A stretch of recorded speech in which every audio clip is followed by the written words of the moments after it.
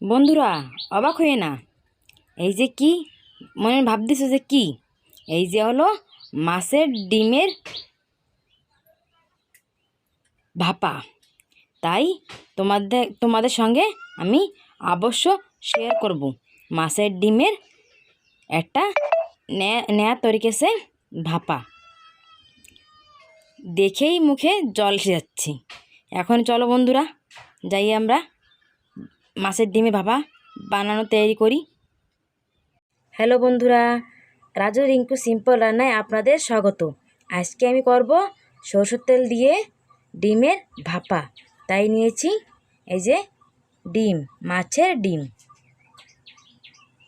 মাছের ডিম ভাপার জন্য আমি নিয়েছি কিছু কাঁচা লঙ্কা, একটা পেঁয়াজ, দুটো আলু, দুটো রসুন, দুটো টমেটো।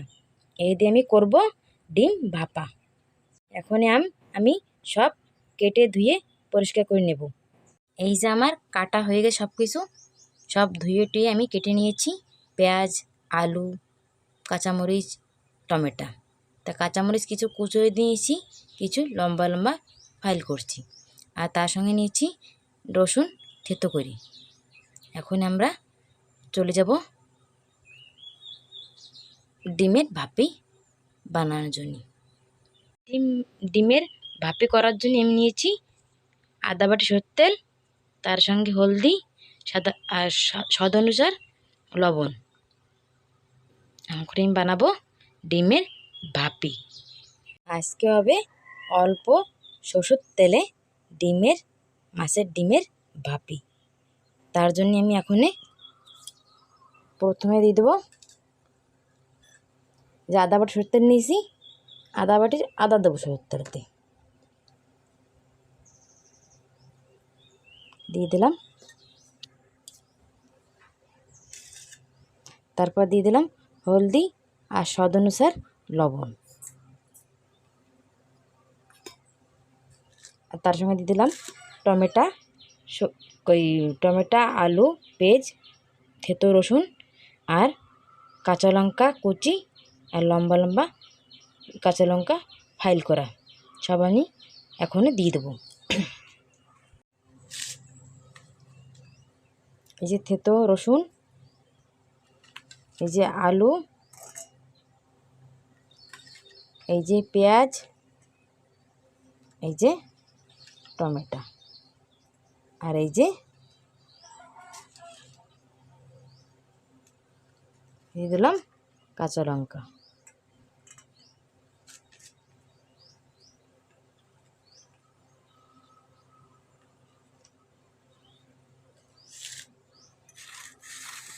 দেখো কি সুন্দর দেখাচ্ছে, সুন্দর একটা কালার দেখাচ্ছে, হারা, লাল, সাদা, অনেক সুন্দর একটা কালার হয়েছে। এখন মেতে ভালো করে ম্যাশ করব। একটু ধনে, জিরা, আদা, তার সঙ্গে দুটো শুকনো লঙ্কা বাটা ছিল, তাই আমি ওই বাটা মশলা 1 চামচ দিয়ে দেব।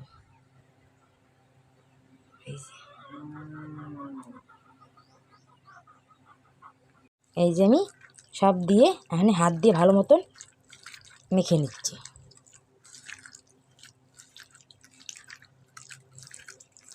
সব কিছু না ভালো মতন মেশে, তার জন্য আমি হাত দিয়ে মেখে নেব।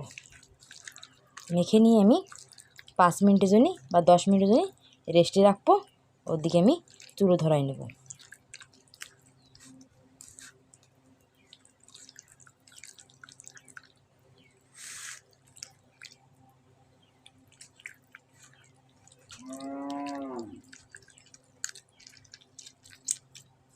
মাছের তেলও আছে এতে।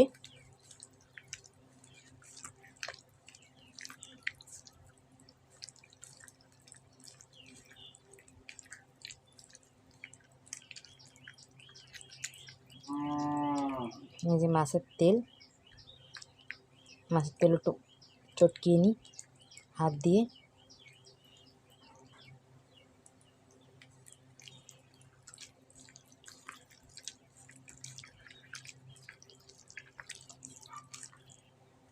পরেও যাচ্ছে কিছু। এই যে আমার ভালো মতন মাছের ডিম মাখা হয়ে গেছে। এখন আমি 10 মিনিটের জন্য রেস্টে রাখবো। এই যে আমার চুলো ধরে গেছে। এখন দিয়ে দিচ্ছি আমি কড়াই। কড়াইটা একটু গরম হোক, তারপর দিয়ে দেবো তেল।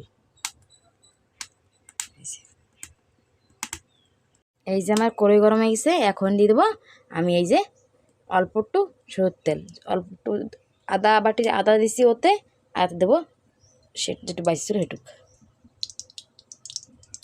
অল্প তেলে হবে আমার মাছের ডিমের ভাপা।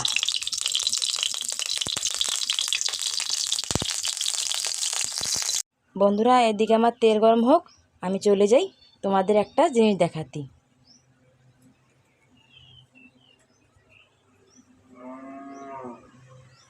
এই দেখো কত পাতা।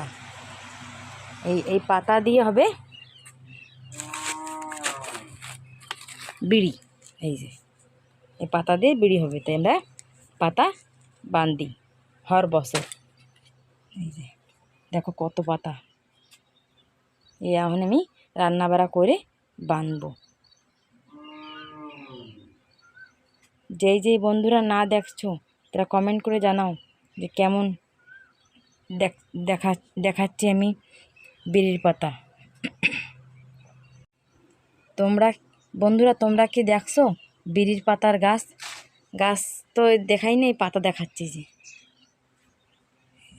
এদিকে আমার তেল গরম হয়ে গেছে। এখন দিয়ে দেবো আমি 2টো তেজপাতা।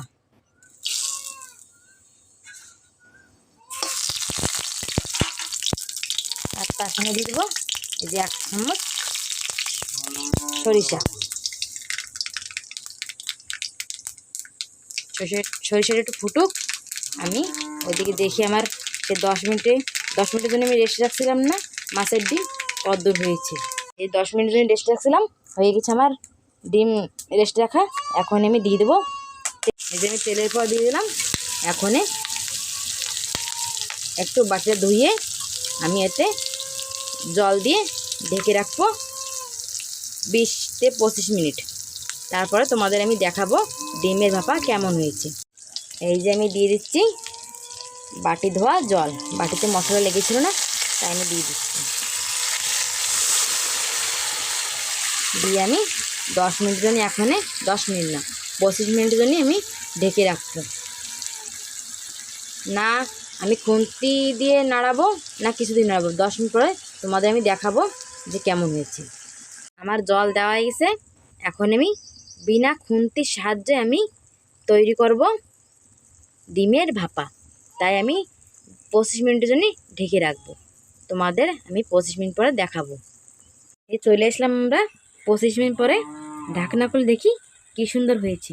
দেখো কি সুন্দর হয়েছে। এই যে আমার ডিমের ভাপা রেডি। বন্ধুরা কমেন্ট করে জানাও কেমন হয়েছে। ভালো লাগলে একটা লাইক, শেয়ার আর অবশ্য সাবস্ক্রাইব করবেন। আর বাড়িতে একবার বানিয়ে খাইয়ে দেখবেন। আগামী দিন দেখা হবে নতুন একটা রেসিপির সঙ্গে।